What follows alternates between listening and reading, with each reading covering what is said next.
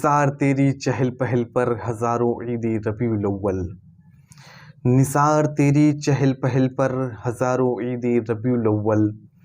سوائے ابلیس کے جہاں میں سبھی تو خوشیاں منا رہے ہیں۔ میرے عزیز دوستوں، میرے پیارے دوستوں، نبی کریم علیہ الصلوۃ والتسلیم کے بچپن کا زمانہ ہے، اور ولادت کے زمانے میں مکہ میں یہ ماحول تھا کہ لوگ اپنے بچوں کی پرورش کے لیے بچوں کو گاؤں بھیج دیتے تھے، دائیوں کو سونپ دیتے تھے بچوں کی پرورش کے لیے۔ جب اللہ کے نبی علیہ الصلوۃ والتسلیم کی ولادت ہوئی تو دائیوں نے مکہ کا رخ کیا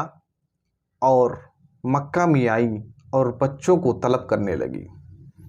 اللہ کے نبی کے گھر میں بھی بہت سی دائیاں آئیں، لیکن یہ سوچ کر کے نہیں لیا کہ ان کا کوئی نہیں ہے، ان کے والد کا انتقال 6 مہینے پہلے ہی ہو چکا ہے، اگر ہم ان کو پالیں گے تو ہم کو معاوضہ میں کیا ملے گا، خرچے میں بہت ہی کم خرچ ملے گا، یہ سوچ کر کے اللہ کے نبی کو نہیں لیا۔ آخری میں حلیمہ سعدیہ آتی ہیں اور نبی کریم علیہ الصلوۃ والتسلیم کے گھر میں داخل ہوتی ہیں اور پوچھتی ہیں کہ ہے کوئی بچہ؟ آواز آتی ہے کہ ہاں ایک بچہ ہے، لیکن ان کے والد محترم نہیں ہے، ان کے پیدا ہونے کے 6 مہینے پہلے ہی ان کا وصال ہو گیا ہے۔ یہ سن کر دائی حلیمہ جو ہے واپس گھر سے باہر آ جاتے ہیں اور یہ سوچتے ہیں کہ اگر میں اس بچے کو پالوں گی تو مجھے معاوضہ میں کیا ملے گا، بہت ہی کم خرچ ملے گا اور جس سے میرا کام نہیں چل پائے گا۔ یہ سوچ کر یہ مکہ کی گلیوں میں نکلتی ہیں بچوں کو تلاشنے کے لیے کہ کوئی بچہ مل جائے جس کو میں گود لے لوں۔ حلیمہ سعدیہ کا بیان ہے کہ میں پورے مکے میں ٹہل کر کے واپس آ جاتی ہوں اور واپس آ کر کے اللہ کے نبی علیہ الصلوۃ والتسلیم کے گھر میں بیٹھ جاتی ہوں۔ حضرت آمینہ رضی اللہ تعالیٰ عنہ فرماتی ہیں کہ دائی حلیمہ کیا ہوا، تم تو چلی گئی تھی، پھر کیوں آ گئی؟ فرماتی ہیں کہ مجھے پورے مکے میں کوئی بچہ نہیں ملا، اور میں یہ سوچتی ہوں کہ خالی جانے سے بہتر یہ ہے کہ اسی بچے کو لے کر کے چلی جاؤں۔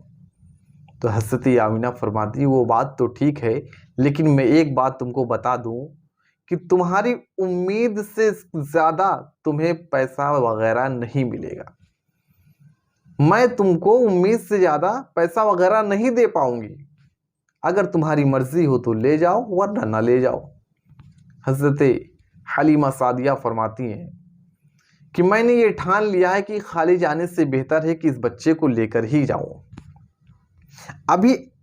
حلیمہ سعدیہ بچے کو صرف دیکھ رہی ہیں اللہ کے نبی کو، ابھی گود میں نہیں لیا ہے،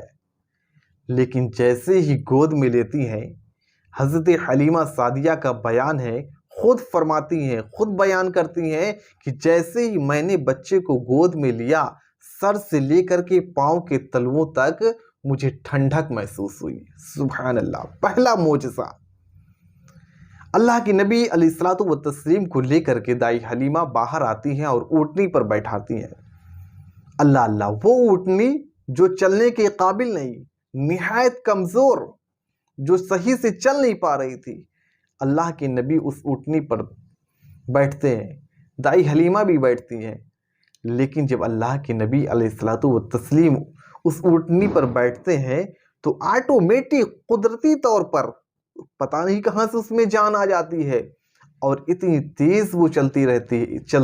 رہتی ہے، اتنی تیز وہ چلی کہ جو دائی حلیمہ کی جو فرینڈ تھی، جو سہیلیاں تھی، جو ان کے ساتھ آئی تھی، وہ جا چکی تھی بہت پہلے، اور شام ہونے کی وجہ سے دیر بھی ہو چکی تھی، لیکن دائی حلیمہ فرماتی ہیں کہ اللہ کے نبی جب اس اونٹنی پر بیٹھتے ہیں تو اونٹنی میں اس قدر طاقت اور قوت اور پاور پیدا ہو جاتی ہے کہ اتنی تیز اونٹنی چلتی ہے کہ میری سہیلیاں ابھی بنو سعد یعنی قبیلے میں نہیں پہنچی تھی، اپنی منزل تک گھروں میں نہیں پہنچی تھی، کہ ان سے پہلے میری اونٹنی جو ہے گھر پہنچ جاتی ہے۔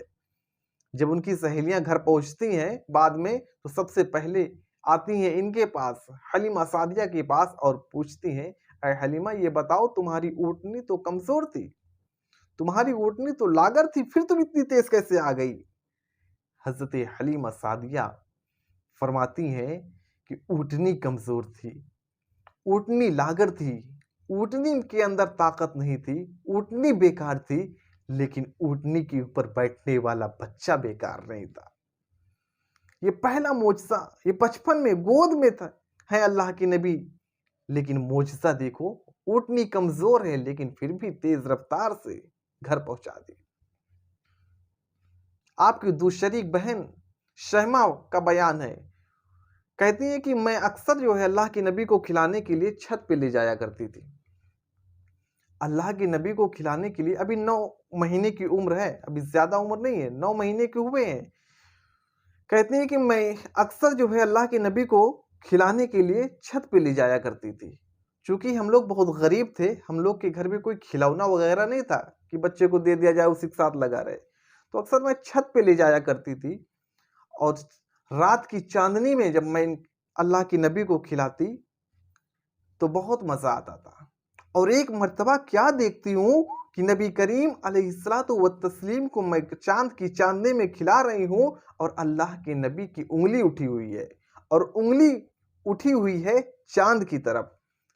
کیا دیکھتی ہوں کہ اللہ کے نبی علیہ الصلوۃ والتسلیم کی انگلی اگر ادھر کر رہے ہیں تو چاند ادھر ہو جا رہا ہے، اگر ادھر کر رہے ہیں تو چاند ادھر ہو جا رہا ہے، اگر ادھر کر رہے ہیں تو ادھر ہو جا رہا ہے۔ جدھر اللہ کے نبی انگلی گھما رہے ہیں چاند گھومتا چلا جا رہا ہے، جدھر انگلی سے اشارہ کر رہے ہیں چاند ادھر ہو جا رہا ہے۔ میری اعلیٰ حضرت عشق و محبت امام احمد رضا فاضل بریلوی ارشاد فرماتے ہیں، چاند جھک جاتا جدھر انگلی اٹھاتے مہد میں، چاند جھک جاتا جدھر انگلی اٹھاتے مہد میں، کیا ہی چلتا تھا اشاروں پر کھلونا نور کا۔ اور صبح طیبہ میں ہوئی بڑھتا ہے باڑا نور کا،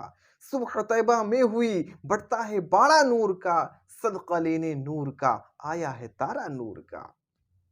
اور تیری نسل پاک میں ہے بچہ بچہ نور کا، تیری نسل پاک، امام احمد رضا فرماتے ہیں کہ تیری نسل پاک میں ہے بچہ بچہ نور کا، تو ہے عین نور تیرا سب گھرانہ نور کا۔ میرے عزیز دوستوں، میرے پیارے دوستوں، یہ اللہ کے نبی علیہ الصلوۃ والتسلیم کے بچپن کا معجزہ کہ ابھی بچپن 9 مہینے کے ہوئے اور چاند کو اشارہ کر رہے ہیں۔ آج پوری دنیا پریشان ہے لیکن چاند کا کچھ نہیں کر پا رہی ہے۔